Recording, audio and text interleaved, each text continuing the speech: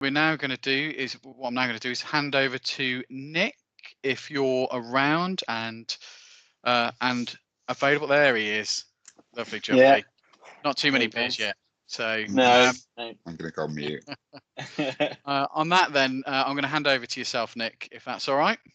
Yeah, that's cool, Nathan. Yeah, and thanks, Nigel. That was really great presentation. I don't have any slides to show anyone, but I do have a demo of Cloudmaker that I'm going to take everyone through. And yeah, hopefully there's some questions at the end, and we can spend some time doing a Q&A as well, because that'll help me hit the 45-minute mark. So I'm going to share my screen, and then I'll tell you a little bit about me and a little bit about Cloudmaker and how we came about. So I'm Nick Smith. I'm the CEO of Cloudmaker. I previously co-founded a cloud services company called Extrinsica Global. That was around 15 years ago. They are now one of the leading cloud services companies in the UK, doing some really innovative things. And during my time building Extrinsica Global, learned a whole bunch of lessons about how to build complex cloud solutions. And really, it was during the building of that business that the idea for Cloudmaker came about. We built the seed of this product in that business, and then spun out of Extrinsica Global into our own company. And for the last 2 years, I've been 100% focused on building out the Cloudmaker product. So I guess the first place to start is kind of explaining, what the problem is that we're trying to solve, and what the problem is that we found when we were building that cloud services company.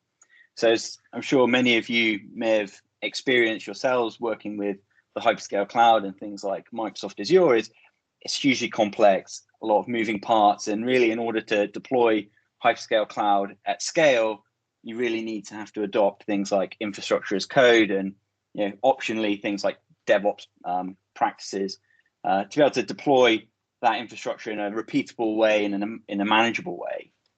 So the sort of challenges we had were, if I just fire up VS Code, a simple ARM template for Azure, is very, very complex. JSON is not the easiest language to understand. There are other code languages out there like Terraform, and obviously Microsoft are developing their new language, Bicep, which is akin to Terraform, which is slightly abstracted from the raw JSON. But ultimately, in order to be able to deploy this at scale, you have to have the skills of a software engineer. You have to be able to know how to write this infrastructure as code, and then ideally have some DevOps skills as well to be able to deliver it through a DevOps pipeline. So this is a tiny Azure firewall template, and you can see it's already running to 400 or 500 lines of code.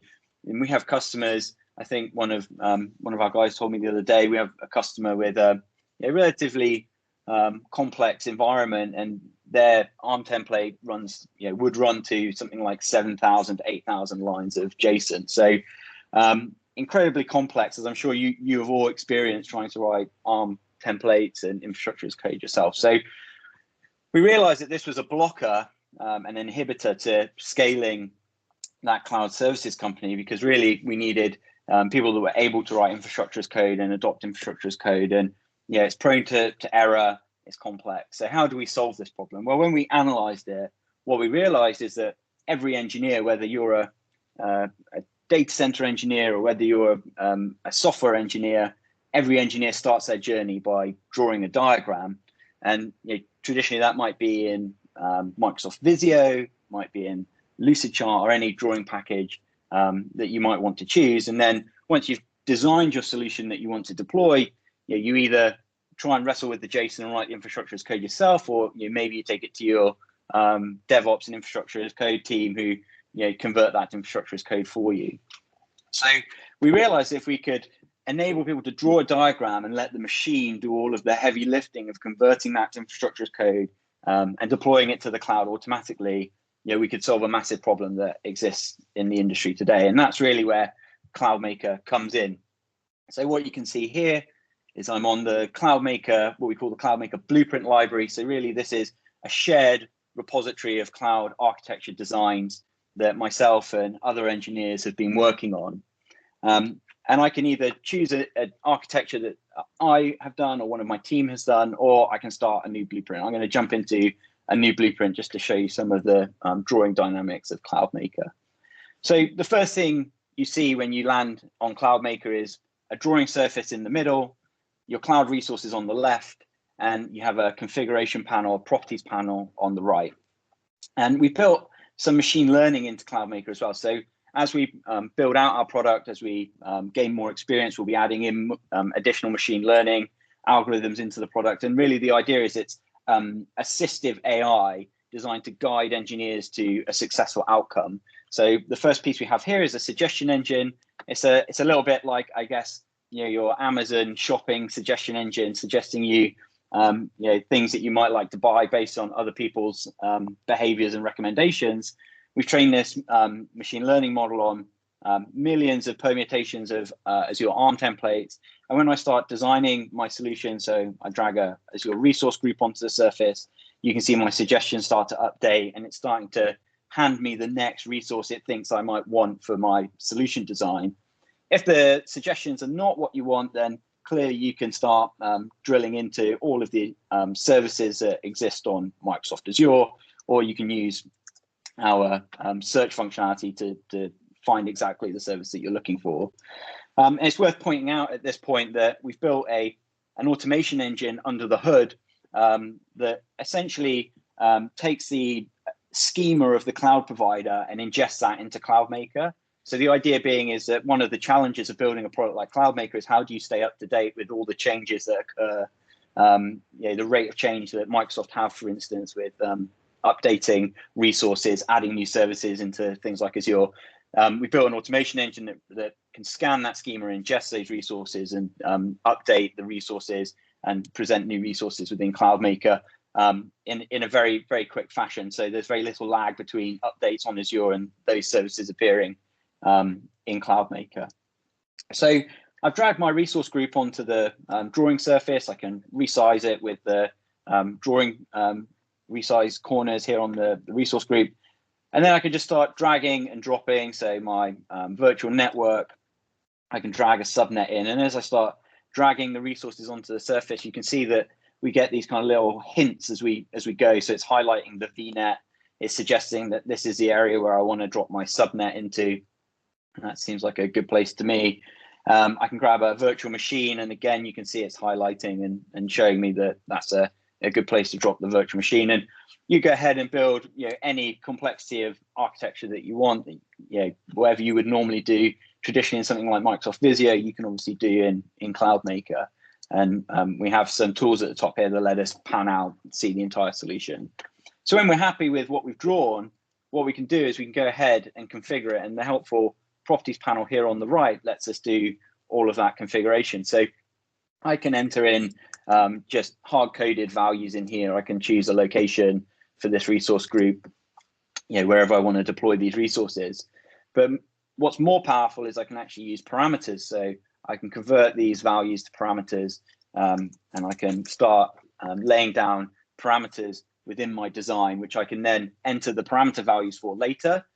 And the power of this is that this design then becomes reusable. So I can now do a design for one project and then deploy it for a second project, just adjusting the parameter values very easily. So I'm just going to jump out of this design. I'm going to jump into one that I've already done, which is my Azure Firewall solution here. So the Azure Firewall architecture here, this is based on a Microsoft tutorial they have on Microsoft Docs. And really, this is the precursor to a hub and spoke architecture, which underpins many of the solutions that you might see on Microsoft Azure. So you can see I've drawn it visually, very simple to drag and drop. I've added annotations, so we have an annotation tool, so I can start mapping out in text exactly what each part of my solution looks like. When I'm happy, I can actually export this solution. So I can choose my image format, and I can export this, and it downloads an image, and then I can use this image within a technical document or a PowerPoint presentation, or whatever it is that you want to use this architecture image for. But then more importantly, once I've configured this design, which you can see I've done in the Azure Firewall design here, apologies, let me just refresh. my magic mouse on my Mac has a mind of its own. It tends to zoom in, which is quite crazy. There we go.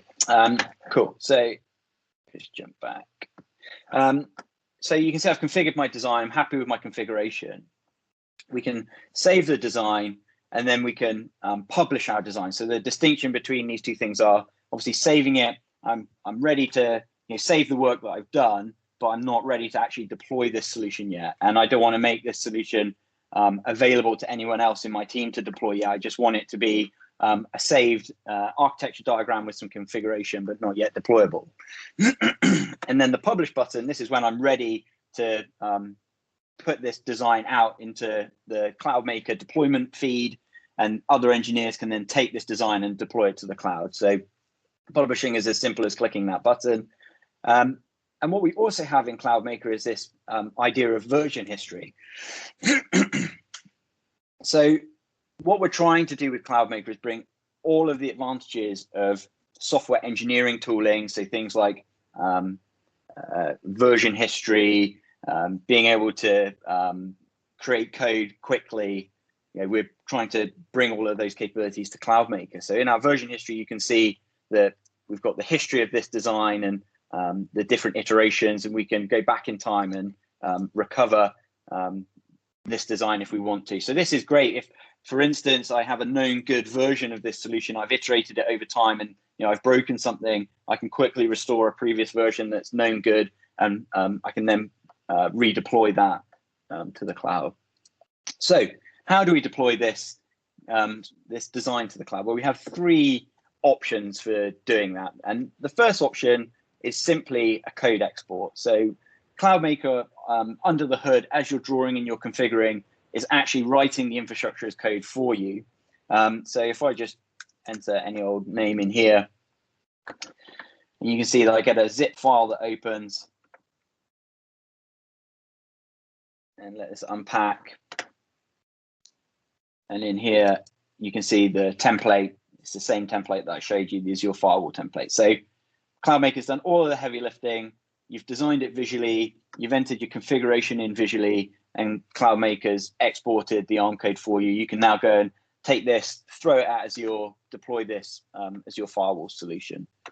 So that would be our low-code path that you can take within Cloudmaker. But we have some other options that we think are more powerful. So if I just head back to the Blueprint library, you can see that I have this area called pipelines. And if I hit pipelines, I have a couple of pipelines that I've already created. I'm going to jump into my Azure Firewall pipeline. And you can see here on my dashboard that I've got a single stage of a pipeline set up already. I had a bit of trouble when I first deployed it. And if we look in here, we get the error logs up, and it tells us why it failed. So we had an issue with the SQL database, the name not being unique, and it failed. That's fair enough. So headed back into the Blueprint, edited the configuration. Edit the configuration of my pipeline. You can see here my parameters, and on the right-hand side here are my parameter values. And as I mentioned, this is where it becomes very powerful, because I can reuse this blueprint with another pipeline, add in different parameter values, and it becomes a reusable thing that I can use time and time again. And also where it becomes super powerful is I've selected my Azure Firewall blueprint. I've selected the latest version of that blueprint. I want to deploy it directly to Microsoft Azure. And what I want to do now is add additional stages. So what I can do, for instance, is I've got a dev stage, but now I want to have a prod stage. I'm going to skip my test stage, but you could add any number of stages that you want into here. I'm connecting it to Azure via service connection, and then it's as simple as adding in the parameter value. So I'm just going to do that super quick.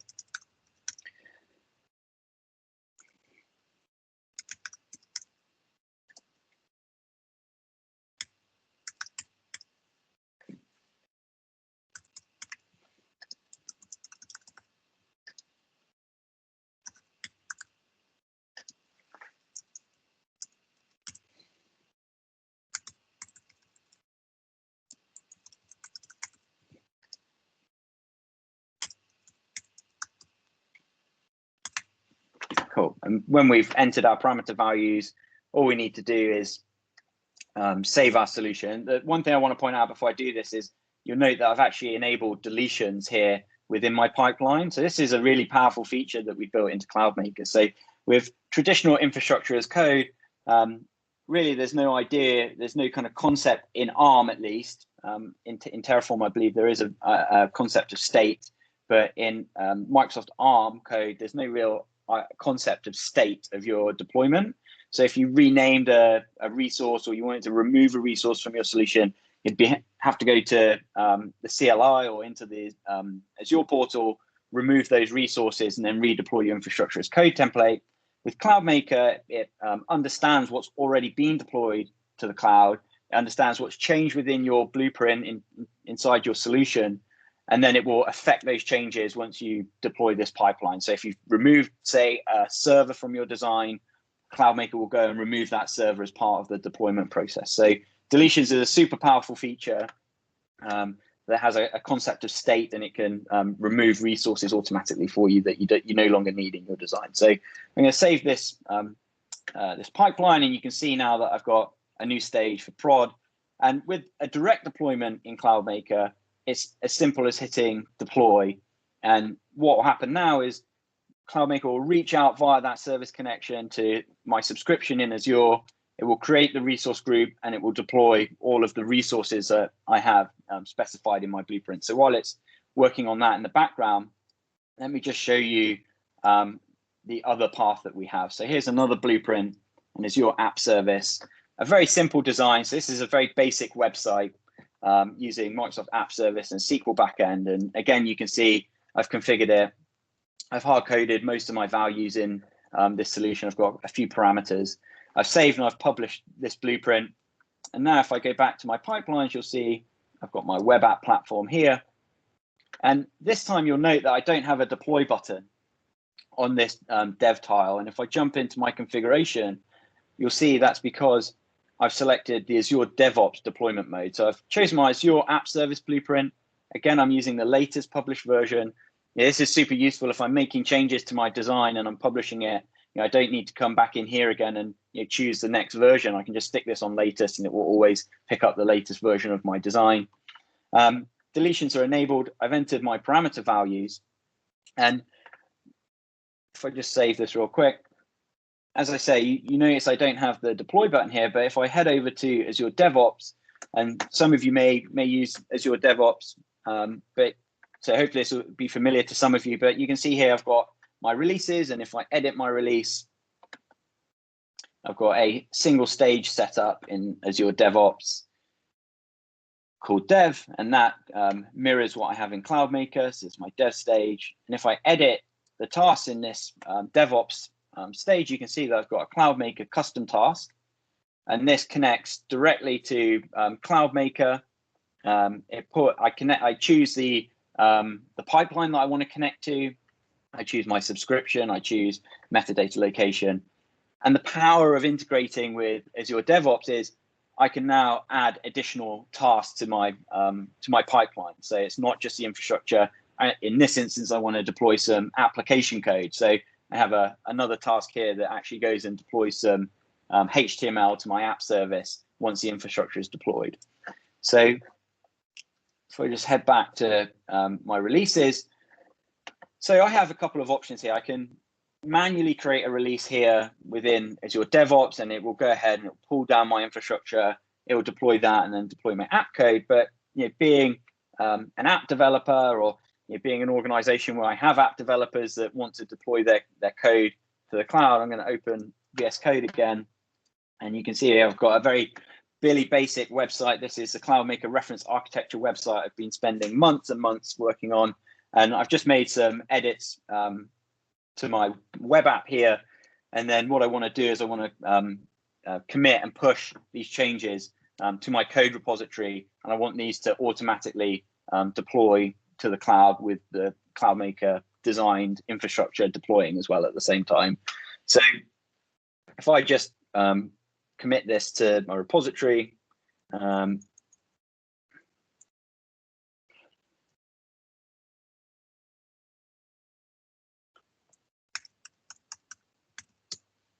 what we will see, hopefully, all being well, it's a live demo, fingers crossed, is we get a new release. So here's release 31.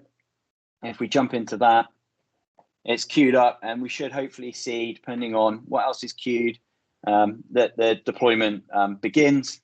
And because I've already deployed this website, you can see, here it is with the existing configuration. I've made some changes, so all being well, once this deployment finishes, we should see an update to this website. And what is happening in the background, as you can see, it's deploying the cloud infrastructure underneath. It's pulling that infrastructure down from Cloudmaker. So any changes that I've made to the design, it's pulling down and deploying those. And then as the fourth task in this process, it will be deploying the app code that I've just updated. And we should see that in a moment. And while that's running, you can also see that the task that we've created in Azure DevOps also feeds back to Cloudmaker. So we have a single pane of glass really here, so we can see what's happening within the Cloudmaker app, even though we're actually deploying this using a third-party application with Azure DevOps. And we can view the log information. So currently deploying, we can, if we have a failure, if I click this one, we can see the failure information that's come back, which makes it pretty straightforward to kind of troubleshoot exactly why this has failed. And yeah, that will take a couple of minutes to deploy. So if anyone's got any questions, I can answer those and then refresh my web app to show you the finished deployment at the end. So yeah, that is an overview of Cloudmaker, a rapid demo of some of the features. We're currently, we've just launched on our website, but we're also partnered with Ingram Micro. So we're doing a lot of really good work with Ingram Micro. So they're really the two channels that you can engage with Cloudmaker, either directly through our website, or if you have a partnership with Ingram Micro, through the Ingram Micro channel as well. Yeah, so happy to answer any questions that anyone may have. I've got one, Nick. Is the pricing for this public? Yep. Is it, or do I need to? Yeah, it's on our website. So we have, so the feature I've just shown you. So we have two plans. We have we have two plans currently and a third on its way. The plan I've just shown you is our deploy plan, and that's priced at £79 per user per month. And then we also have a free plan, which is just for drawing up to 3 users, and it only gives you the drawing features. And we have a design plan that's coming that enables you to diagram with larger teams, add your configuration and export that to a design document essentially, but no deployment features. The deployment features are in our deploy plan. Cool, excellent. All right. I see this is quite useful for the stuff I do. That's all. Yeah, cool. Yeah, so it's all on our website, and if you have any questions after this, obviously you can connect with Nathan and the guys, or just shoot me a message. Yeah, I'm the person monitoring. So on our website and in app, I'm the guy pretty much every day keeping tabs on the messages that are coming through here.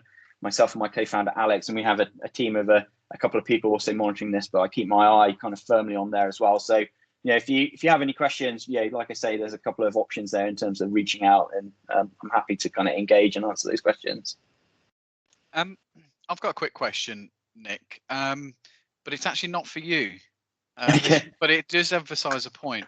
It's actually for if he's still awake and not drank too much beer. It's actually for John Cave if he's there. Is this a test to see if we've actually got people on the line? No, I know. It's a bit of a yeah, I'm here, mate. Yeah. So myself and Matt used to create loads of diagrams for our customers when we used to work together.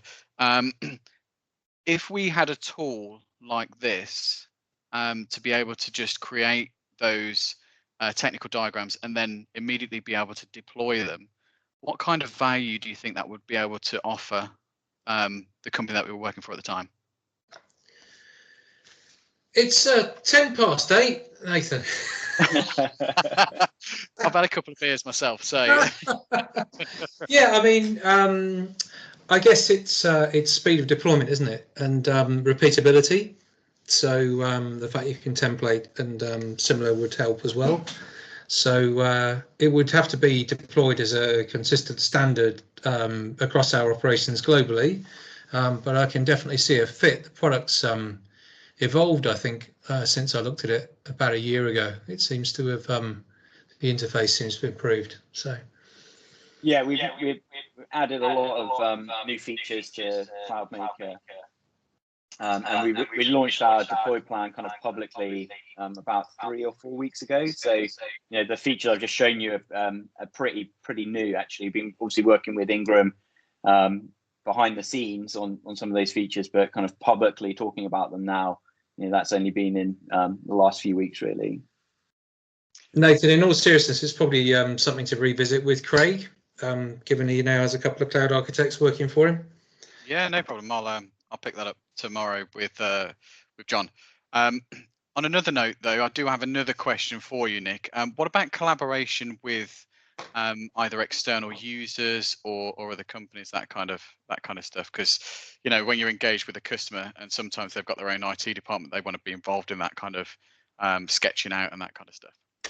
Yeah, so Cloudmaker is geared up. It's geared up as an end-tier product. So we anticipate MSP partners that we work with and service provider partners that we work with that will essentially use Cloudmaker for their own uses, but will also then be able to resell it to their customers and collaborate with their customers as well. So, you know, we actually already see that scenario in practice. So we have something like over 350 Microsoft engineers themselves actually using Cloudmaker already, and we saw spoke to a team out in the US who have been using it in a really interesting way. So the Microsoft CSU engineers are designing solutions, and then they're inviting their customers to basically collaborate with them on those solutions.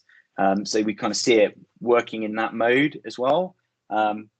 We have a number of MSPs that we're talking to at the moment, and really the plan is to expand a partner program where we have kind of accredited, qualified Cloudmaker implementation partners that can go and, you know, deliver this to end customers essentially. Does that answer your question, Nathan? Yeah, absolutely. Thank you. Appreciate that. So yeah, I mean, if there are any MSPs on the call, happy to have a conversation about that kind of way of working. Our partner program isn't officially live yet, but we're already working with MSPs on that kind of model. Just wondering, Nick, question here from Connor, Nick. Yeah. Hiya. Just a quick question on, is this something that you'd list or looking to list on AppSource for people to then access? So this is already in the Azure Marketplace. We're not listed as a transaction partner. It's only listed as a free trial, I think. So the next step for us is to integrate with Microsoft's provisioning APIs, essentially, so that people can go through the Azure Marketplace and provision it that way. And we're also integrated with the Ingram Cloud Marketplace as well. Brilliant. Sounds good. Yeah, and you can see as well, like, just to finish off the demo, there's my new Mega Azure firewall.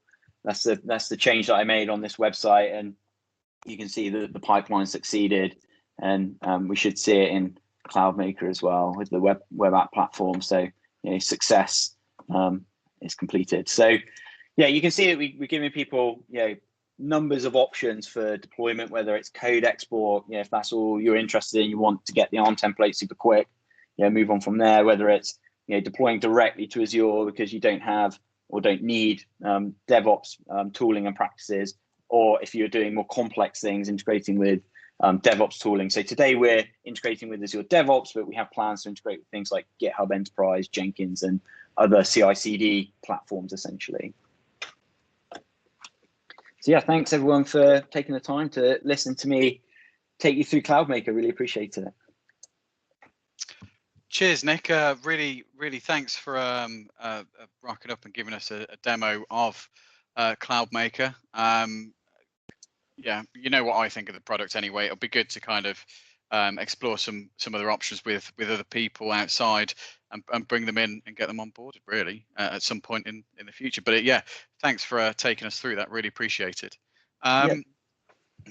But that's the end of the session for this this month, to be perfectly honest. So I'm going to go and sink into my third beer.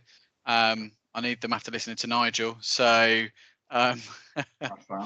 unless anybody has any further questions, I think what we'll do is we'll leave it there. And yeah, if you need any of us for anything, just obviously feel free to reach out.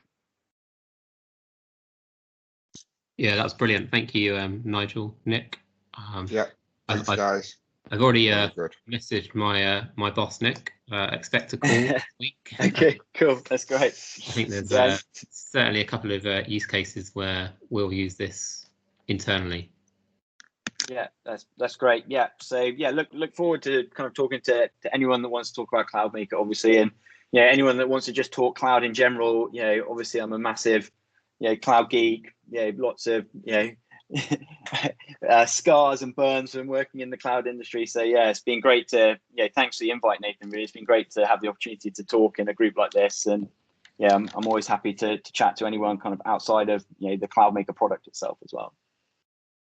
Yeah, sounds good. I guess, Nick, as well, Nathan's mentioned the summit next October, and he's lining you up for a session there, I hope. Yeah, Nathan mentioned it. Yeah, so that sounds really exciting as well. So that's cool. You'll have a big audience. Hopefully. Yeah, that's cool. That's great. Cool. Well, on that note, everybody, well, thank you very much for your time. Really appreciate it. Again, if you need anything, feel free to reach out to any of us. And yeah, we'll see you at the next one. Thank you. Thanks, guys. Have a good one. Cheers. Thank you. Thanks, guys. Cheers. Bye.